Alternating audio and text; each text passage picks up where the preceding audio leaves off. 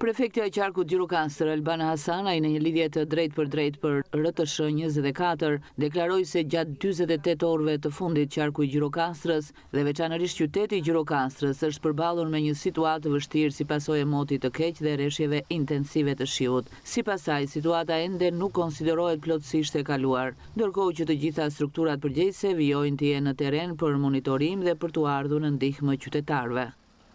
Nuk mund të flasim për rrezik të kaluar, sepse situata është dinamike dhe ne jemi duke ndjekur në çdo moment situatën dhe duke qenë pranë qytetarëve për të dhënë ndihmën e duhur dhe për të kthyer situatën në normalitet. Prefektja Hasanaj bëri me dije se aktualisht të gjitha akset rrugore nacionale në territorin e qarkut janë të kalueshme, ndërsa puna po vijon për pastrimin e rrugëve urbane të qytetit të Gjirokastrës, ku ka pasur prani të inerteve dhe rrëshqitje dherash. Gjatë 24 orëve të gjitha strukturat e njësisë bashkiake, por në të njëjtën kohë me mbështetjen edhe e Ministrisë së Mbrojtjes janë marrë masat dhe sot qyteti është rikthyer normaliteti, të gjitha akset brenda qytetit janë të kalueshme.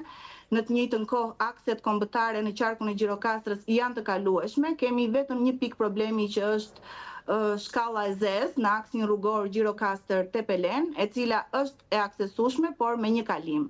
Gjatë gjithë kohës në këtë aks është prezent edhe policia e shtetit, e cila menaxhon edhe kujdeset për kalimin e makinave dhe orientimin e tyre.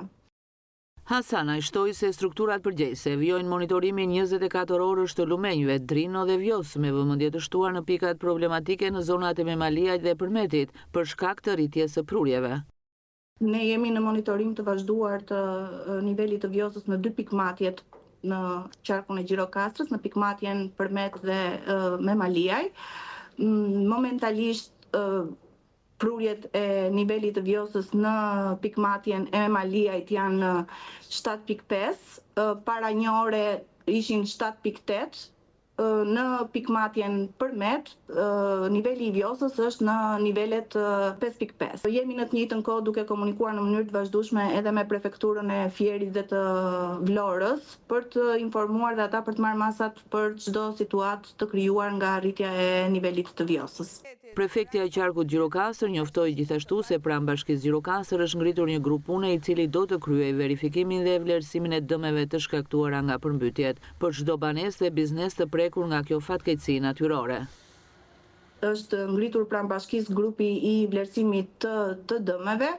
Jemi duke mbledhur të gjitha dëmet, kërkesat nga familjarët dhe bizneset për të bërë më pas vlerësimin e këtyre dëmeve. Jemi duke mbledhur këto kërkesa, por fokusi i punës sonë më së shumti ka qenë në bërjen e aksesueshme të gjitha akseve, sepse krahas rrugëve të qytetit që unë përmenda faktin, ato sot janë të aksesueshme dhe të kalueshme lehtësisht nga qytetarët, nga mjetet. Ne jemi duke punuar edhe për hapjen e akseve në zonat rurale, pasi ka patur problematika të shumta me shkarje të dherave dhe bllokim të këtyre rrugëve. Dhe sot konkretisht ka filluar puna që në orën 5 të mëngjesit për hapjen e rrugës Tërbuq-Subash në zonën Odrije.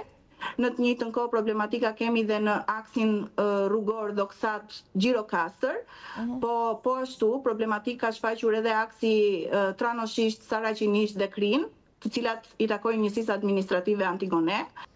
Qarku i Gjirokastrës po përballet ditët e fundit me problematika të shumta si pasojë e motit të keq. Mbrëmjen e së martës, Përoj Ficos në qytetin e Gjirokastrës doli nga shtrati duke shkaktuar përmbytje dhe duke sjellë sasi të mëdha inertesh në rrugë dhe në disa zona të banuara të qytetit. Autoritetet u bëjnë thirrje qytetarëve të tregojnë kujdes dhe të ndjekin njoftimet zyrtare, ndërsa strukturat e emergjencave civile vijojnë punën për menaxhimin e situatës dhe rikthimin e normalitetit.